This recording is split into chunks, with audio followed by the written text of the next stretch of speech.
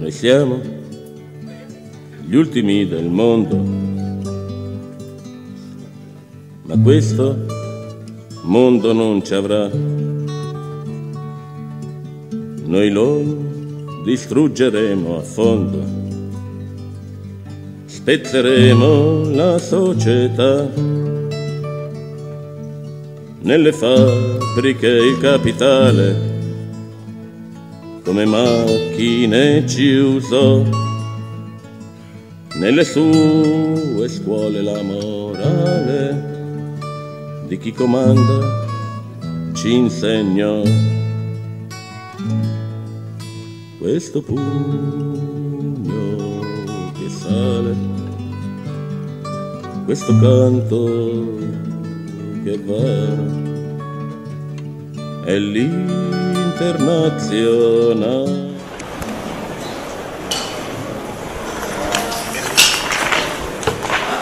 Antes de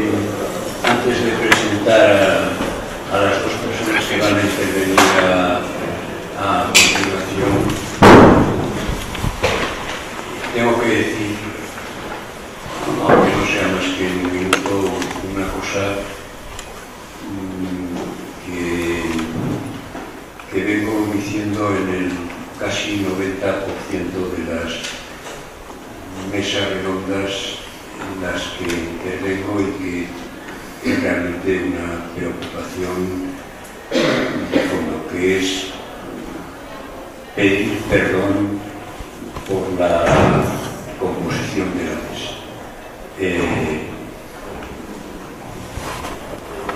Todos varones apreciables, pero hay un contraste del que debemos ser conscientes entre nuestra creencia sobre la feminización del sujeto y lo que nos pasa una y otra vez aquí. No sé si algún día conseguiremos resolver eso, pero realmente me imagino que para las mujeres aquí presentes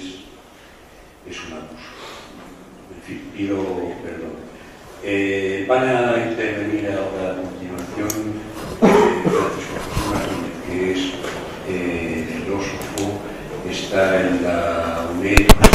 ha escrito numerosos ensayos sobre cuestiones de estética, de filosofía política, está también en la FIM, la Fundación de Investigaciones Marxistas. Desde hace muchos años escribe y publica, y a él se deben también muchas de las recopilaciones de escritos que se van publicando. Pues empezamos por Francisco José Martínez, cuando quieras. Sí.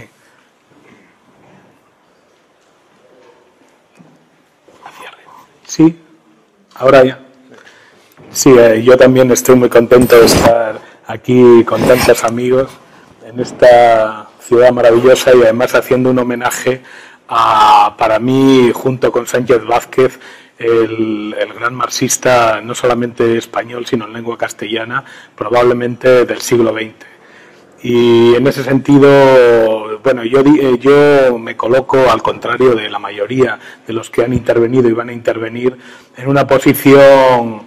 digamos, externa respecto a Sacristán, en el sentido en que yo ni fui discípulo de Sacristán, ni tuve más relación con él que la que teníamos en Madrid los filósofos de mi generación, que era leer lo poco que caía de nosotros escrito de Sacristán en las revistas fundamentalmente ligadas al partido, ¿no? En ese sentido, bueno, yo creo que puede ser importante, o al menos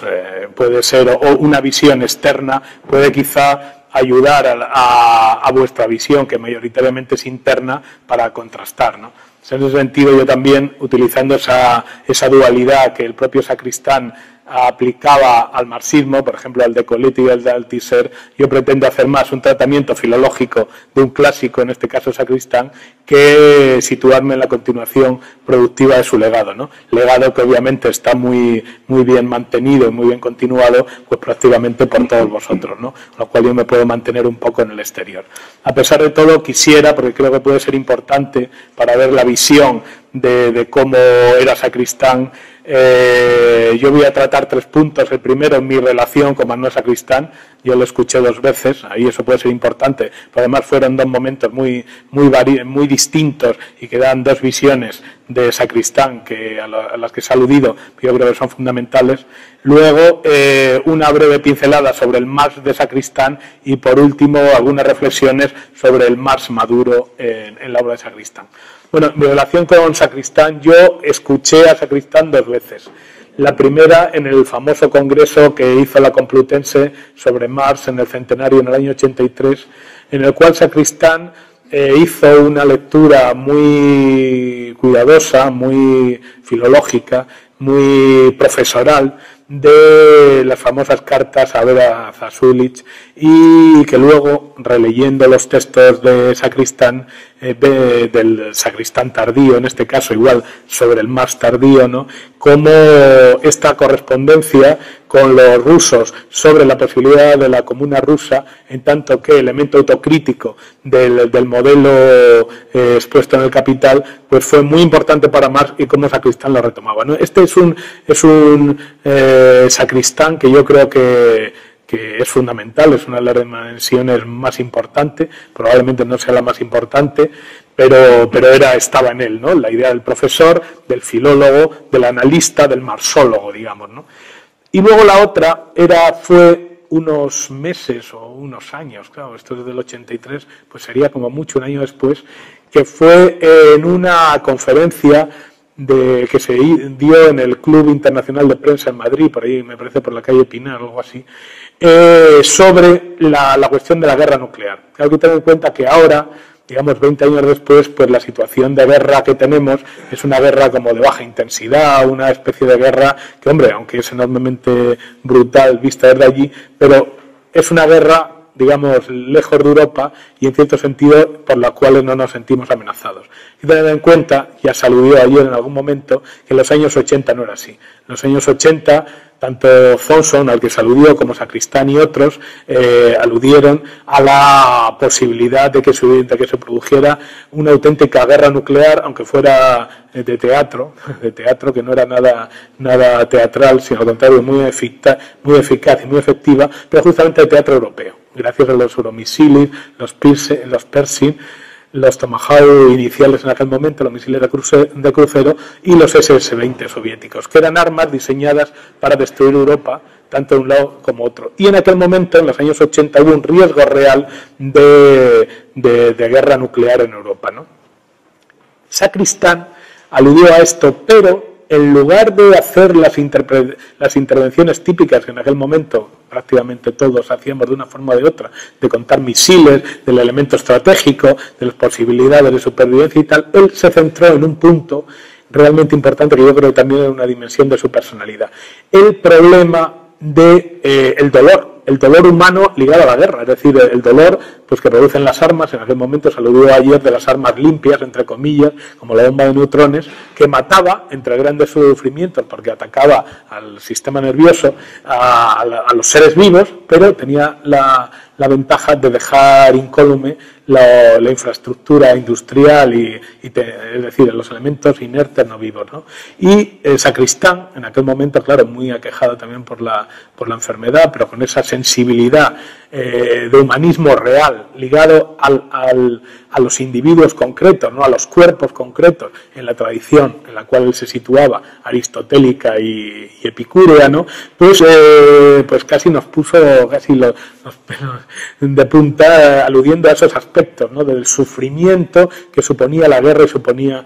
la muerte, ¿no? Yo creo que estas 2 dimensiones, las dimensiones del profesor, del erudito, del intelectual, y la misión del sufriente con los sufrientes, yo creo que eran 2 dimensiones de Sacristán, y que, como eran los 2 elementos con los cuales yo tuve contacto, pues quería retomarlos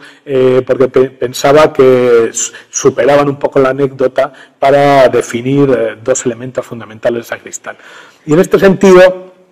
claro, cuando ha aludido Paco esta mañana a lo inclasificable que es el marxismo de Sacristán, claro, y aquí, en cierto sentido, desde un cierto punto de vista, para utilizar las dos metáforas de la temperatura, ¿no? Por un lado, el marxismo de Sacristán es un marxismo frío, es un marxismo cientificista, sin ser positivista, pero un marxismo que retoma los elementos científicos de la obra de Marx. Pero por otro lado, esta dimensión humana, esta dimensión del dolor, esta dimensión del sufrimiento, que en el Capital está en las notas a pie de página, pero está muy presente, es decir, no forma parte, digamos, del desarrollo teórico, que es un desarrollo aséptico, pero sí en las notas a pie de página, donde está el desarrollo histórico, donde ahí se ve que Marx también sufre con el proletariado, con las mujeres, con los niños explotados en la primera revolución industrial, y Sacristán le hace lo mismo. O sea, que en ese sentido, sin caer en el sensiblerismo, en el humanismo dulzón, y en última instancia casi cristiano, o sin casi, que hubo tanto en las tendencias humanistas de los marxismos de los años 60, pero sí estaba esa dimensión de un humanismo real, de una preocupación por el individuo y los individuos concretos. Y en ese sentido, el marxismo de Sacristán sería caliente. Entonces él estaría entre las dos líneas, ¿no? El segundo punto, el Marx de Sacristán. Yo he dicho que ese Marx, mejor dicho, ese Sacristán erudito, ese Sacristán profesoral, ese Sacristán de investigación, que iba allí con sus citas y las leía, con sus fichas y tal, de profesor universitario,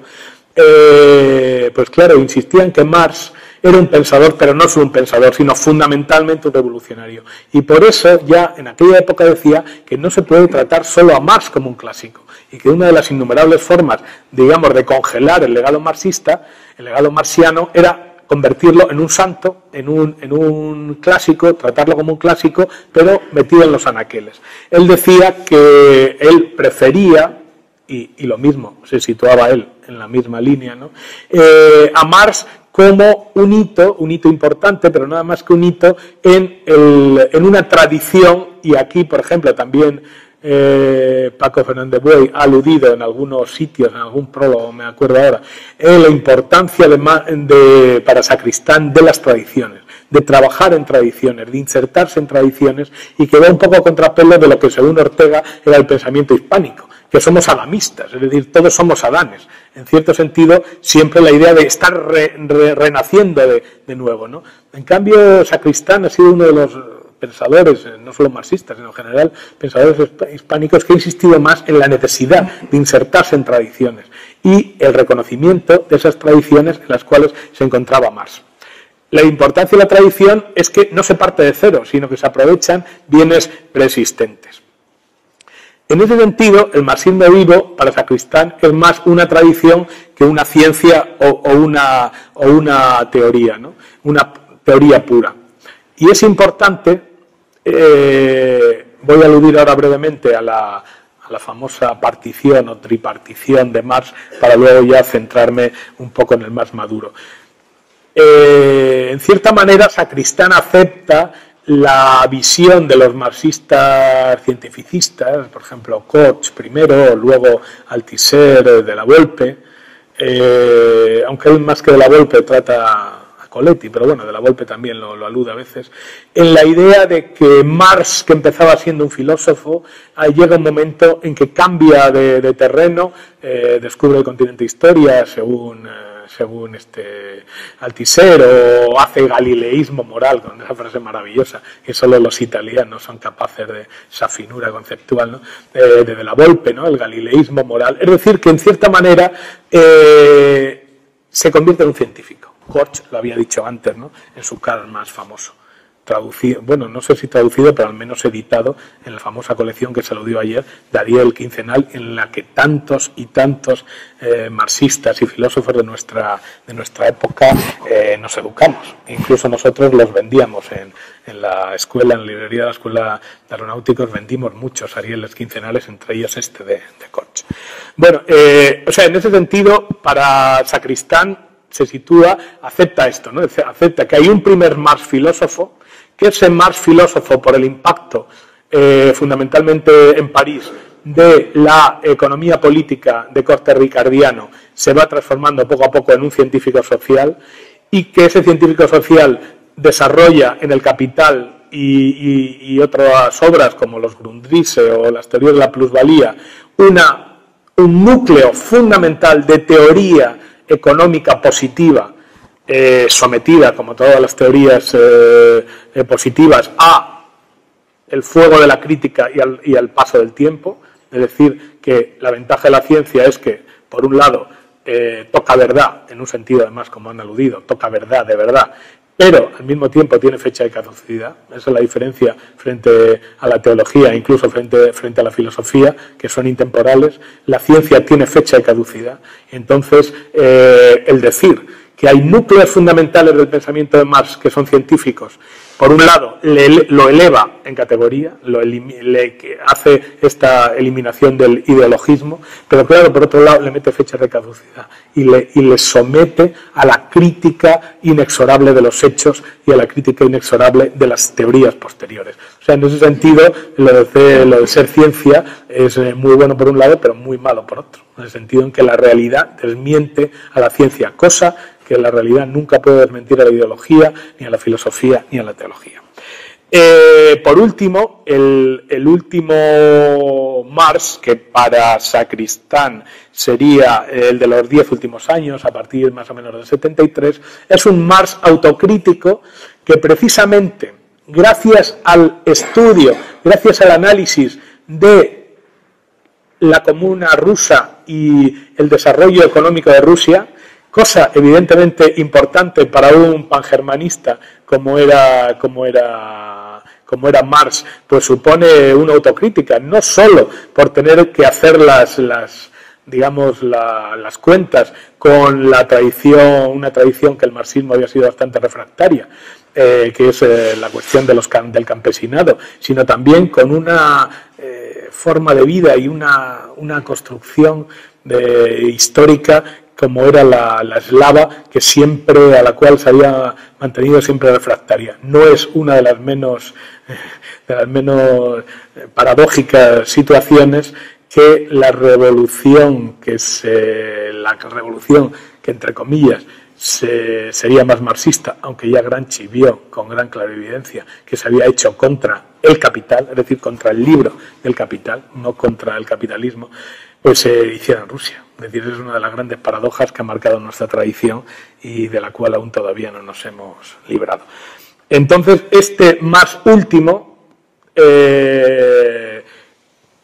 impulsado por el análisis de las condiciones rusas, es un Marx autocrítico, que Sacristán en aquella conferencia y luego en otros análisis, también en algunas de las introducciones y notas de lectura de los libros de la OME, insiste mucho en este aspecto autocrítico y de limitación por el propio Marx del alcance de su teoría, que queda restringida de ser una filosofía de la historia en el sentido omniabarcante, como el stalinismo intentó convertirla y que el movimiento comunista pues lo siguió prácticamente hasta los años 70, y limitó, digamos, el alcance máximo, el alcance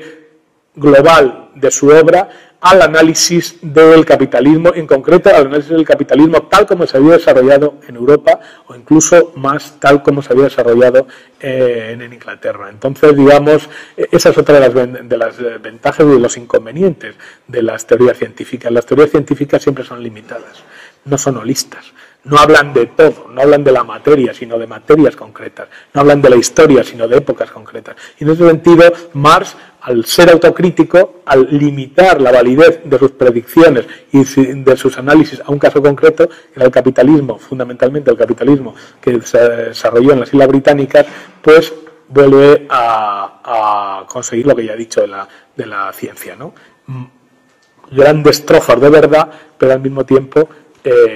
sometimiento a las teorías contrarias y sometimiento sobre todo a la dura lucha con la realidad. Bien, aquí solamente una alusión a que justamente, a pesar de que Sacristán tenía que sentirse en la misma onda que los cientificistas, como de la Volpe, como Coletti, como Althusser, pues ahí los criticó violentamente, pero no tanto por su marxismo, sino por su noción de ciencia. Ahí fue el Marx positivista o el Marx filósofo analítico, el que critica precisamente las nociones de ciencia que subyacen a la teoría con mayúscula, ¿no? En Althusser y en Coletti, más que en De la Volpe. De la Volpe fue más, como era historicista, era más cuidadoso, pero Coletti fue mucho más positivista, y por eso la crítica de Sacristán suele ir a Althusser y a Coletti por su idea hipertrofiada de ciencia, por su idea desmesurada de ciencia, que a veces es lo que le pasaba a los filósofos, que tienen una idea de la exactamente igual que los intelectuales, tienen una idea completamente idealizada de los obreros. Me acuerdo una vez decía, viene un obrero a hablarnos, en realidad un obrero, que era el que hablaba a los intelectuales. Y entonces, por lo mismo, a los filósofos, yo que he estado en las dos culturas, pues lo he visto, tenían también una concepción absolutamente, digamos, agiográfica de la ciencia, una especie de idolatría de la ciencia, y eso es lo que Sacristán, que estaba en los dos campos también, criticó violentamente, tanto en Althusser como en Coletti. No tanto que él aceptaba que Marx dejó de ser filósofo y se convirtió en científico social, sino que la noción de ciencia que utilizaban Coletti y Althusser era una noción desmesurada, una noción en última instancia pues filosófica hipertrofiada. Tercer punto, el Marx maduro, ya digo, es fundamentalmente el de los escritos sobre el capital, o sea, del año 57, cuando empieza la Grundrisse, hasta el 73. Bueno, primer punto que enlaza con la filosofía. Claro, el Marx de los años 40, finales de los 40, planteaba la idea, es un tema recurrente, al cual, por ejemplo, también Sánchez Vázquez ha aludido mucho, la idea de la superación de la filosofía y de la realización de la filosofía. En ese sentido, el Marx maduro rompe con la filosofía, pero siendo consciente de que, primero, no se puede romper con la filosofía sin destruirla en tanto que engañosa y consoladora apariencia de saber, primer punto. Pero, por otra parte, tampoco es posible abolir esa ilusión filosófica sin realizarla. Es decir, no se puede eliminar la filosofía sin realizarla, ni se puede realizarla sin abolirla, es decir, sin pasar a otro punto. Y la ilusión filosófica fundamental lo que nos transmitía eran los fines de la misma, que en la época esta hegeliana y joven hegeliana de los años 40 finales consistía en la noción de libertad. Y en aquel momento la reflexión del Marx comunista era una noción de libertad, noción de comunismo como libertad completa. Entonces es interesante ver que él abandona la filosofía, pero con esta idea, quedándose con los ideales y al mismo tiempo diciendo que no se podría abandonar del todo si no se la realiza. Sería el primer punto. El segundo punto es interesante, y esto, yo que esas partes de Sacristán no las había leído, me sorprendió, porque justamente los marxistas cientificistas, es decir, los que apuestan por un Marx científico que rompe con la filosofía, lo interpretan o lo hacen equivaler a filosofía y Hegel. Dice, el Marx científico es el no hegeliano. Lo paradójico de Sacristán es que aquí dice, contra lo que dice Althusser y contra lo que dice Coletti, Marx se hace científico no en sus momentos de alejamiento de Hegel, en sus momentos que estaba más sometido a la influencia joven hegeliana y feuerbachiana, sino justamente cuando en los años 57 y 50 vuelve a leer la lógica de Hegel y vuelve a recuperar el hegelianismo, la famosa metáfora de la inversión del método, la sustitución del método por el sistema, todo esto, pero que Sacristán insiste mucho en que Marx no puede hacerse científico nada más que cuando vuelve a Hegel, teniendo en cuenta además, curiosamente, cómo la noción hegeliana y en general del idealismo alemán de ciencia, la ciencia como Wissenschaft, es una ciencia que se opone, como en esa maravillosa, espléndida conferencia, clara y meridiana como pocas, del concepto de ciencia en Marx, en que distingue Sacristán tres elementos de ciencia, o tres tradiciones de ciencia en Marx. La de la Wissenschaft, el saber totalizador hegeliano idealista, la Kritik joven hegeliana feuerbachiana y la Science, que los alemanes utilizaban en esa palabra franco-inglesa, de la ciencia positiva, que sería la de Ricardo, dicho entre comillas. Entonces, justamente la teoría de Sacristán, que es una teoría filológica de enorme potencia, es Marx se hace científico cuando se hace hegeliano y abandona o disminuye, digamos, el acento puesto en la noción de ciencia como crítica. Es decir, para Sacristán se produce un alejamiento o digamos, una especie de ensombrecimiento de la idea de crítica, de ciencia como crítica, que está en el subtítulo del Capital, crítica de la economía política, y una intensificación de la noción de teoría fuerte de raíz hegeliana en el sentido de búsqueda de sistematicidad, completitud y globalización. Entonces es muy importante esto, y que es una teoría paradójica elaborada por Sacristán, no seguida por mucha gente, y que es un punto, digamos, a destacar, porque primero choca, pero luego puede tener bastante base, ¿no? Lo paradójico que es hegeliano. Él dice literalmente: la motivación metafísica hegeliana ha sido muy fecunda para la ciencia de Marx, que es un metafísico original, autor de su propia ciencia positiva. O sea, ¿cómo juega eso? La metafísica no es lo que se opone a la ciencia, sino que la metafísica es lo que favorece a la ciencia. Y justamente la noción de Wissenschaft, que muchas veces se ha contrapuesto a la de Science, justamente es lo que le posibilita a Marx convertirse en un científico positivo tradicional. Es curioso esta paradoja, y que Sacristán la pone muy bien de relieve. Bien, otro punto importante es la conexión que Sacristán insiste siempre en Marx de la teoría y la praxis. Es decir, Marx no es un científico puro en el sentido en que su motivación haya sido la ciencia o el saber por el saber. Marx es un científico impuro, como Sacristán, que ha ido a la ciencia justamente en busca de instrumentos para transformar. Lo fundamental para él es el ideal, es el comunismo, y la ciencia solamente es un instrumento para transformar. Ahí está, la famosa 11 tesis, etcétera. La tesis sobre Feuerbach. Importante también la noción, aquí solamente puedo aludir, pero es conveniente aquí, porque además es donde más lo desarrolla, en el Marx maduro, y que tiene que ver con la importancia de Hegel en su pensamiento,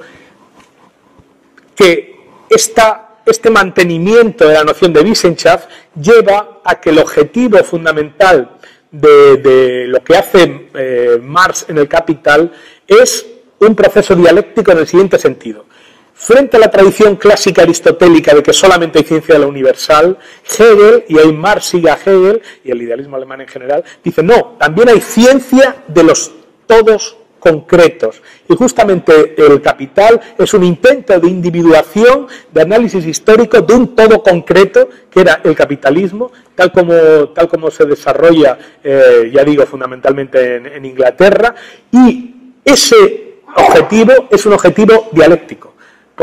y en ese sentido anticlásico, es decir, antiaristotélico. La aportación de Marx es la individuación del sistema capitalista, comprensión de las totalidades concretas, método dialéctico anticlásico. Y en este sentido, la teoría de Marx, incluso las obras más científicas de Marx, unen, junto a elementos de teoría positiva clásica, es decir, de economía pura, de economía política, aunque él dice: todavía no hemos llegado a convertir la economía en una ciencia alemana. Ahí está el germanismo, pero también esa idea de ciencia como Wissenschaft, es decir, como totalidad, como globalidad. Por eso, junto a esos trozos, digamos, de ciencia positiva, en la línea ricardiana, hay precisamente la crítica que le hace a Ricardo, que es lo que ha favorecido la economía que él llama vulgar, es justamente la falta de sistematismo, porque la escuela escocesa, Smith y Ricardo, fundamentalmente los critica más por su falta de sistematismo, porque dice: son ingleses, les falta la ciencia alemana, es decir, le falta la Wissenschaft, y esa es la síntesis que intenta y que logra Marx, ¿no? Pero eso hace que en sus escritos económicos, como dice Sacristán, no solamente hay economía, sino que también hay cánones de interpretación histórica, hay análisis sociológicos, hay interpretaciones políticas, y hay sobre todo una apuesta por el ideal, que esta teoría se pone inmediatamente casi en un cortocircuito, que es lo que digamos le molesta tanto a la academia, ese cortocircuito que hace Marx entre teoría y praxis, es decir, entre comunismo, entre análisis del capitalismo y socialismo. o análisis del capitalismo y comunismo. Ese cortocircuito inmediato, ese entreveramiento de los valores y los hechos, que es, digamos, el pecado fundamental para toda la sociología y todas las teorías desde Weber, con esa escisión radical entre hechos y valores, esa conexión, esta mistura que hace Marx en sus escritos es lo que justamente es su novedad, es su aspecto dialéctico y es lo que le hace, digamos, difícilmente tratable por la academia. Acabando ya, esto conlleva que, claro, la fundamentación del trabajo científico de Marx no es científica, sino ética y política. Y por último, he dicho que el marxismo, en la versión de Sacristán, lo que hace Marx, no es una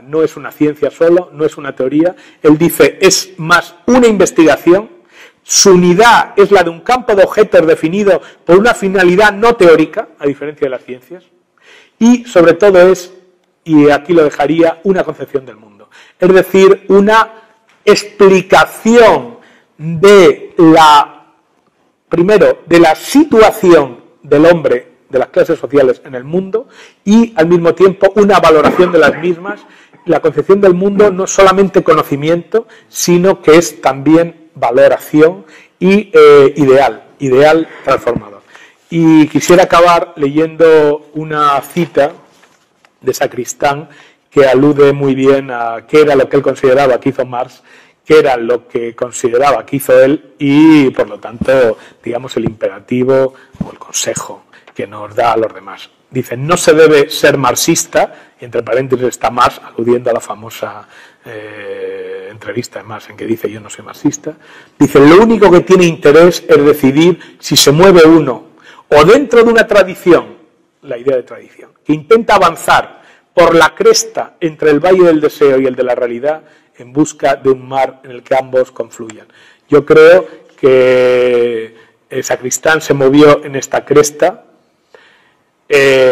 cuando la realidad le tiraba abajo, como ya en los años 70,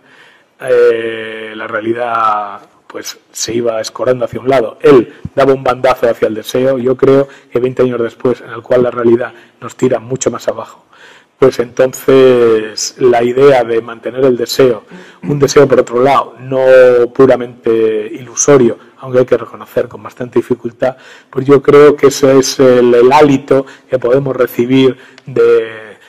Manuel Sacristán. Es decir, la idea de que a pesar de que la realidad es verdad que no esté para muchas alegrías, el deseo, que al fin y al cabo, como ya decía Spinoza, al cual alude algunas veces, es el motor del individuo, el conatus, lo que le lleva, lo que le impulsa, lo que le convierte en ser vivo, actuante y teleológico, pues nos debe de llevar a seguir manteniendo los ideales que pensaba, que defendía Sacristán, que movieron a Marx y que aún vale la pena que nos muevan a nosotros, es decir, el comunismo. Muchas gracias.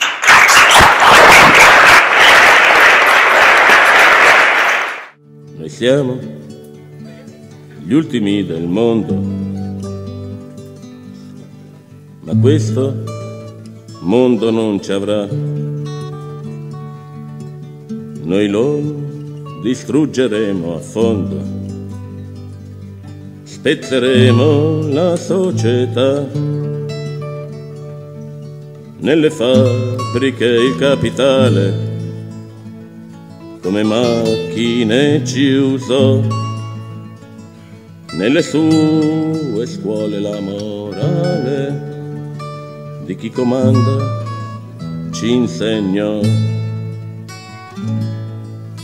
Questo pugno che sale, questo canto che va, è l'internazionale, un'altra umanità. Questa lotta che è uguale, l'uomo all'uomo farà, è l'internazionale, fu vinta e vincerà.